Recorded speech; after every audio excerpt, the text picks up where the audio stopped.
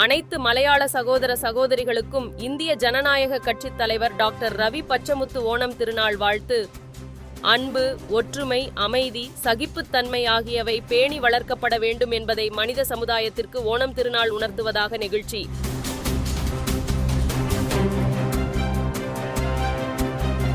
தமிழ்நாடு ஹோட்டல்கள் சங்கத் தலைவரை அவமதித்த விவகாரத்தில் மத்திய அமைச்சர் நிர்மலா சீதாராமன் மன்னிப்பு கோர வேண்டும்.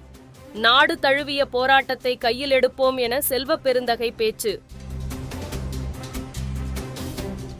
தேவையற்ற அனுமானங்கள், தவறான புரிதல்களுக்கு முற்றுப்புள்ளி வைக்க விரும்புவதாக அன்னபூர்ணா உணவகம் கருத்து.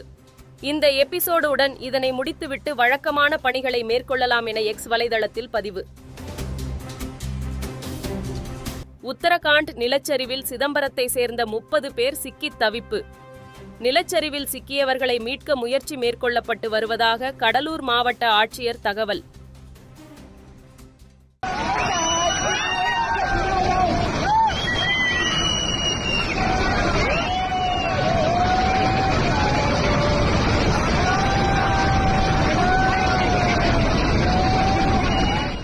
இரண்டாயிரத்து 26 சட்டப்பேரவைத் தேர்தலில் வெற்றி பெறுவதே தமிழக வெற்றிக் கழகத்தின் இலக்கு.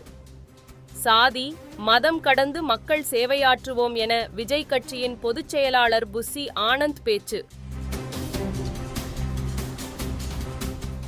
பரந்தூர் விமான நிலையம் திட்டத்துக்கு நிலம் கையகப்படுத்தும் பணிகள் நிறைவு. கட்டுமானப் பணிகளுக்கான டெண்டர் விரைவில் வெளியிடப்படும் என இந்திய விமான நிலைய ஆணையம் தகவல். விநாயகர் சிலை ஊர்வலத்தை முன்னிட்டு சென்னையில் இன்று போக்குவரத்து மாற்றம்.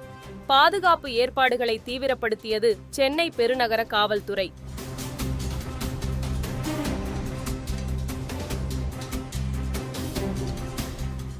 முகூர்த்த நாளை முன்னிட்டு மல்லிகைப்பூ விலை கிடுகிடு உயர்வு.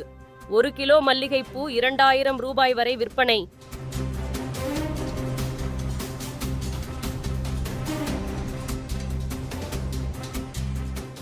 தமிழகத்தில் இன்று வழக்கத்தை காட்டிலும் 5 டிகிரி ஃபாரன்ஹீட் வரை வெப்பநிலை உயரக்கூடும். அதிக வெப்பத்தால் அசௌகரியம் ஏற்படலாம் என சென்னை வானிலை மையம் கணிப்பு. தொடர் விடுமுறை காரணமாக வெளியூர்களுக்கு படையெடுத்த மக்கள். சென்னை கிளாம்பாக்கம் பேருந்து நிலையத்தில் அலைமோதிய மக்கள் கூட்டம். பேருந்துகளில் இடம் பிடிக்க முண்டியடித்த பயணிகளால் சலசலப்பு.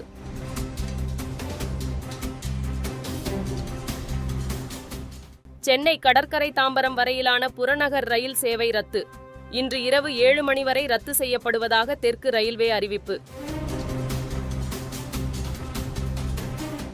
வைகை அணையிலிருந்து இன்று தண்ணீர் திறப்பு.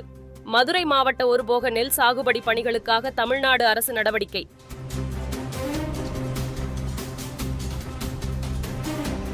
கேரளாவில் ஹேமா கமிட்டி போல தமிழகத்தில் ஒரு கமிட்டி அமைக்க அவசியமில்லை. தமிழ் திரை உலகம் நன்றாகத்தான் இருக்கிறது என நடிகை ஐஸ்வர்யா ராஜேஷ் கருத்து.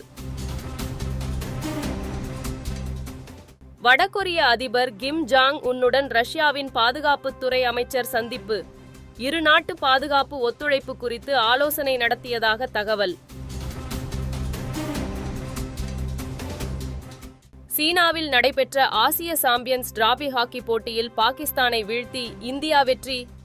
லீக் சுற்று ஆட்டத்தில் தோல்வியே காணாமல் 5 வெற்றிகளுடன் அரை இறுதிக்கு முன்னேறியது இந்திய அணி.